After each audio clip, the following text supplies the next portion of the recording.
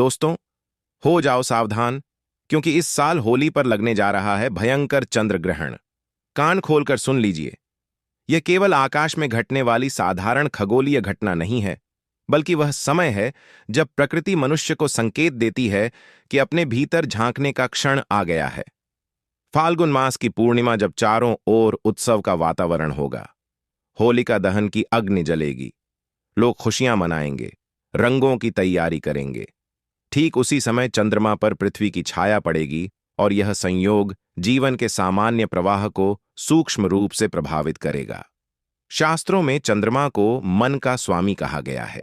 इसलिए जब चंद्रमा ग्रसित होता है तो सबसे पहले मन प्रभावित होता है, विचार बदलते हैं, भावनाएं तीव्र हो जाती हैं। कई लोगों को बिना कारण बेचैनी, चिड़चिड़ापन, पुरानी बातें याद आना या निर्णय लेने में भ्रम महसूस हो सकता है। 3 मार्च 2026 मंगलवार के दिन होलिका दहन भी होगा और उसी दिन पूर्ण चंद्र ग्रहण भी दिखाई देगा, और यह भारत में स्पष्ट रूप से दिखाई देने वाला ग्रहण होगा। इसीलिए इसका सूतक काल मान्य रहेगा। जैसे ही चंद्रमा उदित होंगे वह पहले से ग्रहण में रहेंगे। इसका अर्थ है कि मन पर प्रभाव अचानक और गहरा पड़ेगा। ज्योतिष के अनुसार राहु और केतु की छाया जब चंद्रमा पर पड़ती है तो व्यक्ति का मानसिक संतुलन कमजोर होता है। इसीलिए इस दिन गए निर्णय लंबे समय तक असर डाल सकते हैं। ग्रहण का प्रारंभ दोपहर 3:20 से होगा। पूर्ण अवस्था शाम 4:34 से मध्य 5:04 पर, पूर्णतः समाप्ति 5:33 पर और समाप्ति 6:47 पर होगी। लेकिन इसका वास्तविक प्रभाव सुबह 6:20 से शुरू माना जाएगा, क्योंकि उसी समय सूतक लग जाएगा। सूतक का अर्थ अशुभ नहीं, बल्कि सावधानी है। यह वह समय है जब बाहरी क्रिया कम और अंदर की सजगता अधिक रखनी चाहिए। भोजन और जल ग्रहण न करने की परंपरा इसीलिए रखी गई क्योंकि उस समय पाचन शक्ति कमजोर और मानसिक स्थिति अस्थिर मानी जाती है। यदि आवश्यकता हो तो भोजन में तुलसी डालकर लिया जा सकता है, क्योंकि तुलसी को शुद्ध ऊर्जा का प्रतीक माना गया है। इस समय नए कार्य आरंभ नहीं करने चाहिए, क्योंकि मन निर्णय की स्थिर अवस्था में नहीं होता और छोटी भूल भी बाद में बड़ी परेशानी बन सकती है। मंदिरों के कपाट बंद रखने की परंपरा का अर्थ यह नहीं कि ईश्वर दूर हो जाते हैं, बल्कि इसका संकेत है कि उस समय बाहरी पूजा से अधिक भीतर की साधना करनी चाहिए। ग्रहण के दौरान क्रोध, विवाद और कटु वचन से विशेष रूप से बचना चाहिए, क्योंकि उस समय बोले गए शब्द सामान्य दिनों की तुलना में अधिक गहरा प्रभाव छोड़ते हैं। गर्भवती महिलाओं को शांत वातावरण में रहना चाहिए, तेज नुकीली वस्तुओं का प्रयोग नहीं करना चाहिए और अधिक तनावपूर्ण बातों से दूर रहना चाहिए, क्योंकि उस समय मानसिक स्थिति का प्रभाव सीधे गर्भस्थ शिशु पर पड़ता है। ग्रहण काल जप और ध्यान के लिए अत्यंत प्रभावशाली समय माना गया है। चंद्राय नमः का शांत जप मन को स्थिर करता है और भय तथा चिंता को कम करता है। ग्रहण से पहले तथा ग्रहण की समाप्ति पर घर की सफाई कर नमक मिले। पानी से पोंछा लगाने से वातावरण स्थिर होता है। सूतक लगते ही एक दीपक जलाकर रखना प्रतीक होता है कि बाहर अंधकार हो तो भीतर प्रकाश बना रहे। काले तिल पास रखने से मनोवैज्ञानिक सुरक्षा का भाव मिलता है। ग्रहण के दौरान कम बोलना, गहरी सांस लेना और शांत बैठना मन को संतुलित रखता है। ग्रहण समाप्त होने के बाद स्नान करना, घर में जल का छिड़काव करना और स्वच्छ वस्त्र धारण करना मानसिक ताजगी देता है। चावल, दूध या सफेद वस्त्र का दान करना संतुलन और संतोष की भावना को बढ़ाता है। होलिका दहन की अग्नि की राख को घर के द्वार पर लगाने की परंपरा नकारात्मकता से सुरक्षा का प्रतीक मानी गई है। रात को चंद्रमा के दर्शन के बाद खीर बनाकर अर्पित करना मन में मधुरता और संबंधों में सौम्यता लाने का प्रतीक है।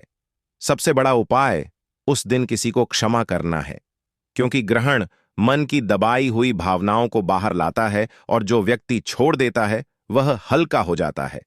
इस दिन संयम, मौन, जप और सकारात्मक विचार रखने वाला व्यक्ति ग्रहण के प्रभाव को भय नहीं बल्कि अवसर में बदल सकता है, क्योंकि ग्रहण परिवर्तन का समय है और परिवर्तन वही महसूस करता है जो सजग रहता है।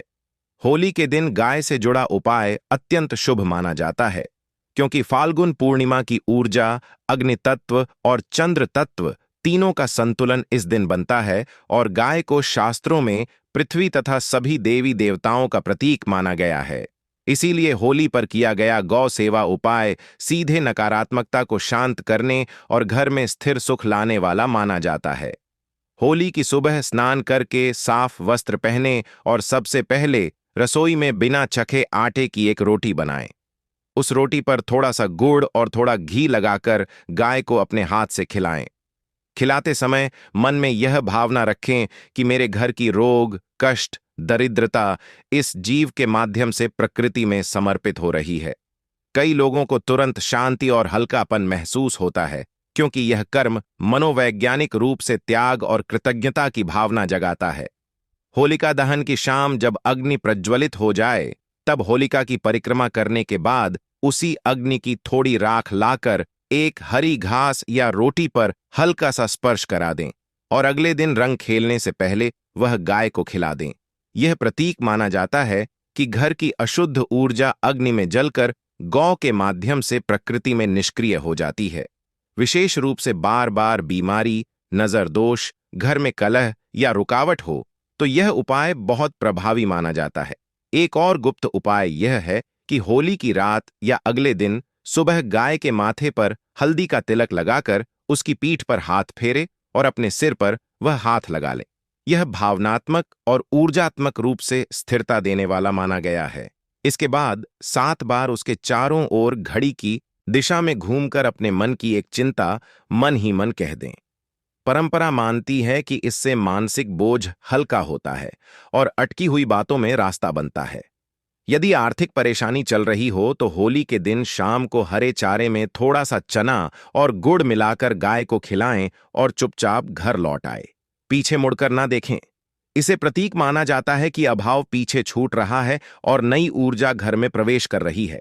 और सबसे महत्वपूर्ण, होली के दिन गाय को मारना, डांटना या उसके पास ऊंची आवाज करना बिल्कुल नहीं करना चाहिए। उस दिन केवल सेवा, स्पर्श और कृतज्ञता का भाव रखें। माना जाता है कि जिस घर से होली के दिन गाय प्रसन्न होकर जाती है, वहां वर्ष भर कलह कम और शांति अधिक रहती है। ज्योतिष मान्यताओं के अनुसार यह ग्रहण केवल एक खगोलीय घटना नहीं, बल्कि भाग्य परिवर्तन का समय माना जा रहा है।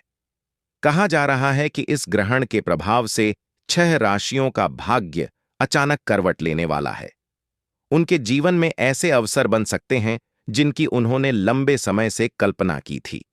रुके हुए रास्ते खुल सकते हैं और बंद किस्मत के द्वार खुलने के संकेत मिल सकते हैं। वहीं 4 राशियों के लिए यह समय विशेष सावधानी का बताया जा रहा है, क्योंकि छोटी सी लापरवाही भी बड़ी परेशानी का कारण बन सकती है और जीवन की परीक्षा लेने वाला दौर सामने आ सकता है।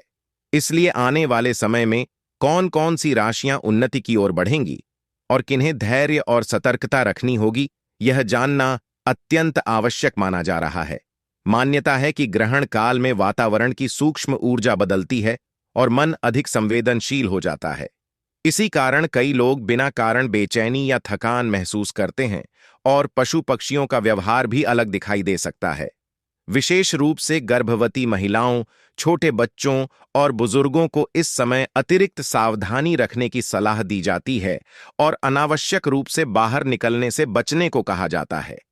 यह अवसर भय का नहीं, बल्कि सजगता का है, क्योंकि हर ग्रहण हमें अपने भीतर झांकने और अपने कर्मों को सुधारने का संकेत देता है। इस बार की होली केवल रंगों का उत्सव नहीं, बल्कि चेतना का संदेश भी लेकर आ रही है, जहां धरती पर रंग बरसेंगे और ऊपर आकाश अपना अद्भुत रूप दिखाकर हमें प्रकृति के गहरे और रहस्यमय संबंध का अनुभव कराएगा। साल 2026 की होली पर एक बहुत ही दुर्लभ और बड़ा खगोलीय संयोग बनने जा रहा है। ज्योतिष शास्त्र के अनुसार इस बार फाल्गुन पूर्णिमा यानी होली के दिन 3 मार्च 2026 को साल का पहला चंद्र ग्रहण लगने वाला है।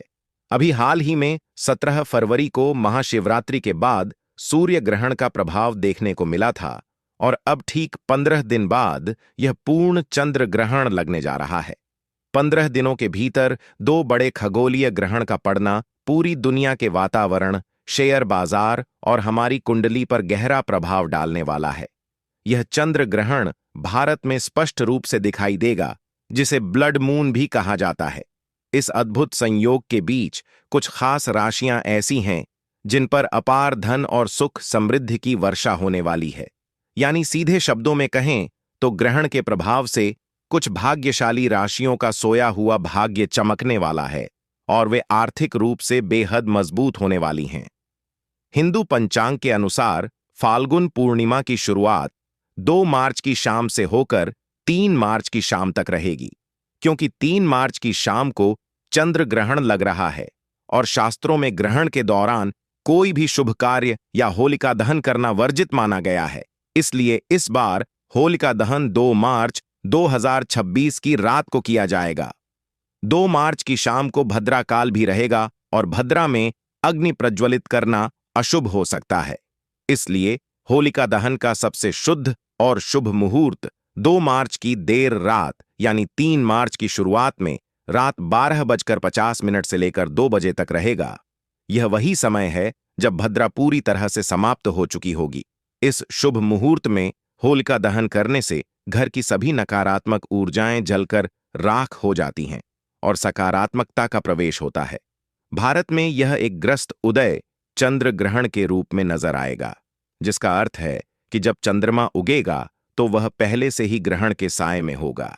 भारतीय समय अनुसार यह ग्रहण 3 मार्च को दोपहर बाद से शुरू होगा, लेकिन भारत में इसका प्रभाव शाम को चंद्रोदय के साथ शुरू होगा। देश के विभिन्न शहरों में शाम लगभग 6:20 के आसपास जब चांद निकलेगा तब ग्रहण लग चुका होगा और यह शाम 6:47 पर समाप्त हो जाएगा। भले ही यह ग्रहण कुछ ही समय के लिए दिखाई दे, लेकिन शास्त्रों के अनुसार इसका सूतक काल पूरी तरह से मान्य होगा। चंद्र ग्रहण का सूतक 9 घंटे पहले ही शुरू हो जाता है। इसलिए 3 मार्च को सुबह 9:28 से सूतक काल के नियम लागू हो जाएंगे, जो शाम 6:47 पर ग्रहण की समाप्ति तक चलेंगे। सूतक काल और ग्रहण के दौरान वातावरण में नकारात्मक ऊर्जा का प्रभाव काफी बढ़ जाता है। इसलिए इस दौरान कुछ विशेष सावधानियां बरतना बेहद जरूरी है। इस अवधि में पूजा पाठ पूरी तरह वर्जित रहता है। इसलिए सुबह 9:30 से पहले ही घर के मंदिर में पूजा कर लें और उसके बाद कपाट बंद कर दें या पर्दा डाल दें। सूतक लगने से पहले ही खाने पीने की सभी चीजों जैसे दूध, दही और पानी के मटके में तुलसी के पत्ते या कुशा डाल दें, ताकि ग्रहण की हानिकारक किरणें भोजन को दूषित ना कर सकें। इस दौरान सुई, कैंची या चाकू जैसी नुकीली चीजों का इस्तेमाल नहीं करना चाहिए। खासकर गर्भवती महिलाओं को ग्रहण काल में घर के अंदर ही रहना चाहिए, ताकि ग्रहण की रोशनी उन पर लकुल न पड़े। वे चाहे तो अपने पेट पर गेरू या गाय के गोबर का लेप लगा सकती हैं और मन ही मन भगवान के मंत्रों का जाप कर सकती हैं। ग्रहण और सूतक काल के कारण इस बार रंगों वाली होली खेलने के दिन में भी एक बड़ा बदलाव हुआ है। ज्योतिष शास्त्र कहता है कि ग्रहण का दिन जप तप और संयम का होता है ना कि शोर, शराबें और हृदंग का। इसलिए 3 मार्च को सूतक और ग्रहण होने के कारण रंगों वाली होली यानी धुलंडी 4 मार्च 2026 बुधवार के दिन खेली जाएगी। 4 मार्च की सुबह तक ग्रहण का साया पूरी तरह से समाप्त हो चुका होगा और चैत्र मास की प्रतिपदा तिथि के साथ यह हिंदू नव वर्ष की पहली शुद्ध सुबह होगी। इस दिन वातावरण पूरी तरह से सकारात्मक होगा, इसीलिए आप पूरे उत्साह और उमंग के साथ रंगों वाली होली खेल सकते हैं। यह चंद्र ग्रहण मुख्य रूप से सिंह राशि और पूर्व फाल्गुनी नक्षत्र में लग रहा है। इसलिए सिंह, कुंभ और वृश्चिक राशि वालों को थोड़ा सतर्क रहने की आवश्यकता है। हालांकि आपको घबराने की कोई जरूरत नहीं है। इस दौरान ओम नमः शिवाय या अपने इष्ट देव के मंत्र का जाप करना आपके लिए विशेष फलदायी होगा। आर्थिक दृष्टि से देखा जाए तो यह ग्रहण कई राशियों के लिए भाग्य के नए दरवाजे खोलने वाला है। सिंह राशि वालों को अचानक धन की प्राप्ति हो सकती है, रुका हुआ पैसा वापस मिल सकता है और नौकरी में भारी इंक्रीमेंट के योग्य हैं। धनु राशि के जातकों की आय में जबरदस्त वृद्धि होगी। शेयर बाजार, ऑनलाइन बिजनेस या प्रॉपर्टी से बड़ा लाभ मिलने की पूरी संभावना है। मकर राशि वालों के लिए करियर के क्षेत्र में यह ग्रहण किसी वरदान से कम नहीं होगा। नई नौकरी और सरकारी क्षेत्र से जुड़े लोगों को भारी धन लाभ मिलेगा। वृषभ राशि वालों का कोई पुराना कर्ज चुकता होगा और पारिवारिक सहयोग से आर्थिक स्थिति मजबूत होगी। कुल मिलाकर जिन लोगों ने ईमानदारी से मेहनत की है, उनके लिए यह समय करोड़पति बनने या अपार धन संपदा प्राप्त करने के मजबूत योग बना रहा है। ग्रहण के मोक्ष काल के बाद यानी 3 मार्च की शाम 6:47 के बाद कुछ नियमों का पालन करना जीवन में बहुत फलदायी माना जाता है। ग्रहण समाप्त होते ही तुरंत स्नान करें और नहाने के पानी में थोड़ा सा गंगा जल अवश्य मिलाएं। पहने हुए कपड़ों को दोबारा ना पहनें और उन्हें अच्छे से धो लें। पूरे घर और मुख्य द्वार के साथ साथ मंदिर में गंगा जल छिड़क कर शुद्धिकरण करें। ग्रहण के बाद सफेद वस्तुओं जैसे चावल, चीनी, दूध, सफेद मिठाई या चांदी का दान करना आपकी कुंडली से चंद्र दोष को हमेशा के लिए शांत कर देता है। इस प्रकार सही नियमों और संयम के साथ यदि इस ग्रहण काल को बिताया जाए तो यह कोई संकट नहीं बल्कि आपके जीवन में अपार सुख, शांति और समृद्धि लेकर आने वाला एक बेहतरीन अवसर साबित होगा। शास्त्रों में चंद्रमा को मन का कारक कहा गया है और जब मन के कारक पर छाया पड़ती है तो जीवन में भ्रम, मानसिक तनाव और घरेलू कलह बढ़ने लगते हैं। बना बनाया काम अटक जाता है, घर में बिना कारण अशांति बढ़ने लगती है और पैसा पानी की तरह बहने लगता है। परंतु यही वह समय है जब छिपा हुआ अवसर भी जन्म लेता है। हमारे मुनियों ने ग्रहण और पूर्णिमा की रात को भय का समय नहीं बल्कि सिद्धि और साधना का समय बताया है। उन्होंने कहा है कि जब चंद्र ग्रहण और पूर्णिमा का संयोग हो तब सेवा और दान का प्रभाव कई गुना बढ़ जाता है। विशेष रूप से गौ सेवा को इस काल में अत्यंत फलदायी माना गया है, क्योंकि गौ माता को समस्त देवत्व का आधार कहा गया है। ग्रहण के दौरान वातावरण में जो नकारात्मकता और भारीपन फैलता है, उसे संतुलित करने का एक सरल मार्ग है करुणा और श्रद्धा के साथ की गई सेवा। यही कारण है कि भविष्य पुराण और स्कंद पुराण जैसे ग्रंथों में ग्रहण काल और पूर्णिमा के पर्व पर किए गए दान को करोड़ गुना फलदायी बताया गया है। लेकिन सावधान, यह उपाय केवल किसी को दिखाने के लिए नहीं है, यह मौन और नियम का साधन है। ग्रहण लगने के बाद का समय और पूर्णिमा की रात का समय अत्यंत संवेदनशील माना जाता है। इस दौरान मन को शांत रखकर बिना किसी को बताए श्रद्धा के साथ गौ माता को सात्विक वस्तु अर्पित की जाती है। कहा जाता है कि जब आप शांत भाव से यह अर्पण करते हैं तो आपके भीतर की नकारात्मकता समाप्त हो जाती है और भाग्य के बंद द्वार धीरे धीरे खुलने लगते हैं। परंतु यदि इसमें दिखावा हो, शोर हो या अहंकार हो तो इसका प्रभाव क्षीण हो जाता है। इसलिए इस रहस्य का मूल बाहरी वस्तु में नहीं बल्कि आपकी भावना में छिपा है। चंद्र ग्रहण हमें यह भी सिखाता है कि जीवन में उतार चढ़ाव स्थायी नहीं होते। कुछ समय के लिए चंद्रमा छिपता है, फिर अपनी पूर्ण शीतलता के साथ प्रकट होता है। उसी प्रकार यदि मनुष्य इस समय को आत्मचिंतन और सेवा में लगाता है तो उसके जीवन का अंधकार भी छन सकता है। गौ माता को अर्पित की गई वह विशेष सात्विक वस्तु केवल भोजन नहीं बल्कि आपके संकल्प का प्रतीक है। वह संकल्प कि अब जीवन में दरिद्रता नहीं रहेगी, अब घर में कलह और मानसिक संताप नहीं रहेगा, अब सम्मान और समृद्धि का प्रकाश लौटेगा। कहा जाता है कि ग्रहण काल और पूर्णिमा की रात में की गई प्रार्थना सीधा सूक्ष्म लोक तक पहुंचती है, क्योंकि उस समय मनुष्य का अवचेतन मन अधिक जागृत होता है। जब आप श्रद्धा से चंद्रदेव का स्मरण करते हैं और गौ सेवा करते हैं तो यह केवल धन प्राप्ति का उपाय नहीं रहता बल्कि यह मानसिक बल बढ़ाने का माध्यम बन जाता है। और जब मनोबल जागृत होता है तो परिस्थितियां भी बदलने लगती हैं। इसीलिए 3 मार्च का यह चंद्र ग्रहण और फाल्गुन पूर्णिमा आपके लिए एक चेतावनी भी है और एक अवसर भी। यदि आपने इसे सामान्य दिन समझकर यूं ही जाने दिया तो शायद वही पुरानी मानसिक चिंताएं बनी रहे, लेकिन यदि आपने इस काल की महत्ता को समझकर श्रद्धा और नियम के साथ यह विशेष सेवा कर ली तो जीवन की दिशा बदल सकती है। अंधकार के बीच छिपा यही प्रकाश आपके भाग्य को नया मोड़ दे सकता है। और यही वह गढ़ रहस्य है जिसे बहुत कम लोग जानते हैं, और जो समझ लेता है वह अपने जीवन में सकारात्मक परिवर्तन का साक्षी बनता है। आज के वीडियो में हम आपको एक ऐसी गुप्त रहस्यमयी चीज के बारे में बताने जा रहे हैं जिसे गाय माता को अगर कोई व्यक्ति फाल्गुन पूर्णिमा और चंद्र ग्रहण के दिन चुपचाप खिला देता है तो उस व्यक्ति की विजय निश्चित हो जाती है। यानी उसे हर कार्य में सफलता मिलने लगती है। उसके जीवन में चल रही सभी परेशानियों से उसे मुक्ति मिल जाती है, क्योंकि फाल्गुन मास की यह पूर्णिमा कोई साधारण तिथि नहीं होती। यह तिथि भगवान सत्यनारायण और चंद्रदेव की पूर्ण कृपा पाने के लिए समर्पित होती है। शास्त्रों के अनुसार इसी पूर्णिमा के दिन चंद्रमा अपने पूर्ण प्रभाव में होकर भी ग्रहण से ग्रस्त होता है, जिससे राहु केतु सक्रिय हो जाते को, यानी कि पूर्णिमा की शाम के समय में आसमान में चंद्र ग्रहण लगेगा। और हमारे शास्त्रों की बात करें तो यह अटल नियम है कि ग्रहण काल में कोई भी शुभ कार्य या पूजा या अग्नि प्रज्वलित करना सख्त माना होता है। ग्रहण के समय किया गया होलिका दहन शुभ फल प्रदान नहीं करता है, बल्कि दोष पैदा करता है। तो फिर होलिका दहन कब किया जाए? तो देखिए, ज्योतिष और पंचांग के अनुसार, जानकारों के अनुसार इसका सटीक हल यह निकलता है कि 3 मार्च की शाम को ग्रहण है।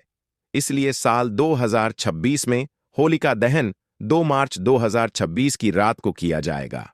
जी हां दोस्तों, तारीख को थोड़ा नोट कर लीजिएगा।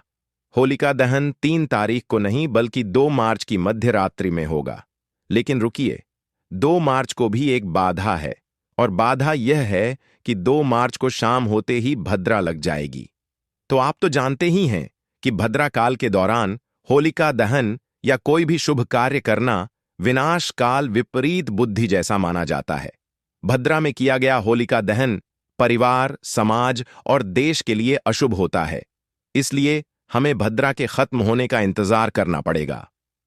तो साल 2023 में होलिका दहन का सबसे शुद्ध और सबसे शुभ मुहूर्त जो कि निकलकर सामने आ रहा है, वह है 2 मार्च को देर रात, यानी कि 3 मार्च की शुरुआत होने वाली जब होगी रात के समय में 12:50 से लेकर रात को 2 बजे तक रहेगा। यह वह समय है जब भद्रा की पुंज होगी या भद्रा समाप्त हो चुकी होगी। यह लगभग 1 घंटा 12 मिनट का समय हमें मिल रहा है, और आप इस समय में पूरी श्रद्धा और विधि विधान से होलिका दहन कर सकते हैं। इस समय अग्नि प्रज्वलित करना आपके घर से नकारात्मकता को जलाकर राख कर देता है। और दोस्तों, इसी के साथ बात करते हैं कि इस बार रंगों वाली होली किस दिन खेली जाएगी। बरसाना में होली कब है, और इसी के साथ जान लेते हैं चंद्र ग्रहण का सूतक काल का सही समय क्या है, और ग्रहण के दौरान गर्भवती महिलाओं को क्या सावधानी रखनी है। यह जानकारी बड़ी ही सूक्ष्म और महत्वपूर्ण है।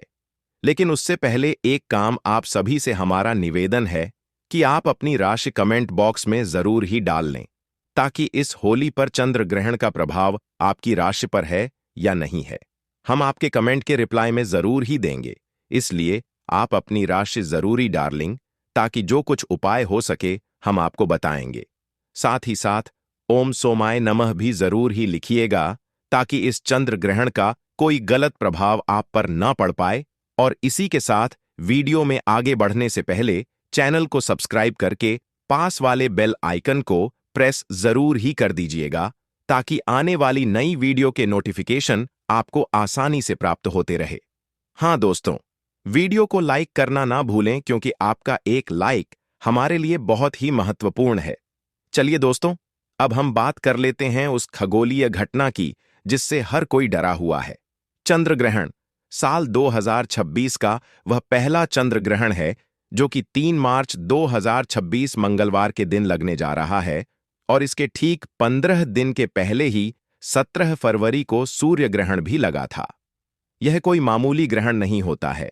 जब 15 दिन के अंतराल में 2 बड़े ग्रहण पड़ते हैं तो उसका गहन प्रभाव हम सभी के जीवन पर और हमारे देश पर भी पड़ता है। यह एक पूर्ण चंद्र ग्रहण होगा।